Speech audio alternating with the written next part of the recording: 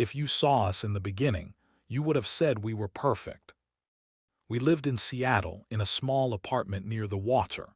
Every evening, the sky turned orange, and we would sit by the window talking about our dreams. Her name was Isabella. I was a senior software engineer at a growing tech company. I worked long hours, but I believed I was building a future for us. She was a freelance photographer, soft-spoken, emotional, sensitive. At least that's what I thought. In the beginning, she supported me. She told me she was proud of me. She said she admired my ambition, and I loved her deeply. I trusted her completely. But slowly, things started changing. Whenever I had good news at work, she became quiet. Whenever I stayed late to finish a project, she said she felt abandoned. She didn't scream, she didn't fight, she cried. And every time she cried, I felt guilty. She would say things like, "I guess work matters more than I do." Or, "You're never really here for me." So I tried harder. I canceled meetings. I turned down opportunities. I stopped attending networking events. I chose her over my growth again and again because I didn't want her to feel hurt. But no matter what I did, it was never enough. Then I started noticing something strange. In front of other people, she would talk about how emotionally distant I was. She would tell her friends that I didn't care about her. She painted me as the cold boyfriend who loved work more than love. And I didn't even know she was doing it. One night I came home early from work. A meeting had been canceled. I thought I would surprise her. But when I opened the door, I heard laughter. Not just laughter, intimate laughter. She was sitting very close to another man in our living room. The moment she saw me, her face changed. Shock, then tears. "It's not what you think," she said.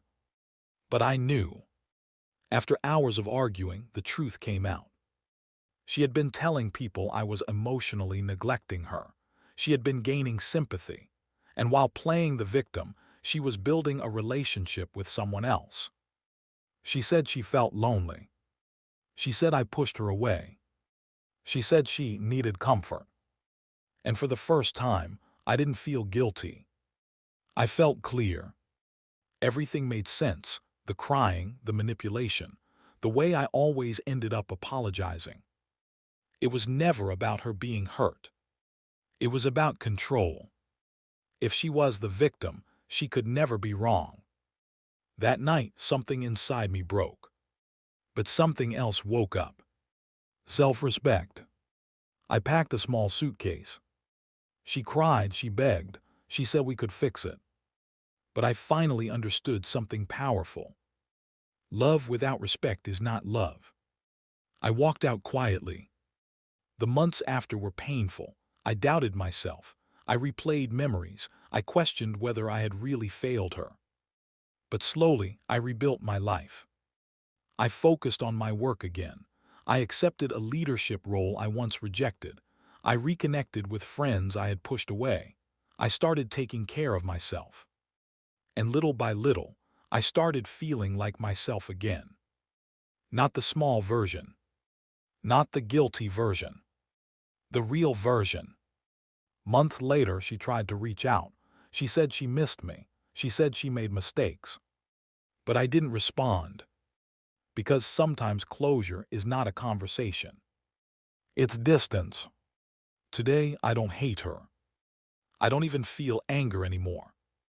I feel grateful. Because that experience taught me something I will never forget. Never shrink yourself to make someone else comfortable. Never accept blame for someone else's manipulation. And never confuse tears with innocence. If you are always apologizing, if you always feel like the villain in someone else's story, stop. Ask yourself, are you really the problem?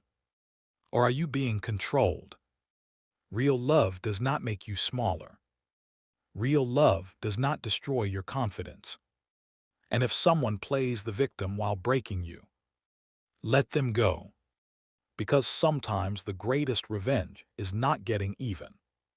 It's becoming stronger without them.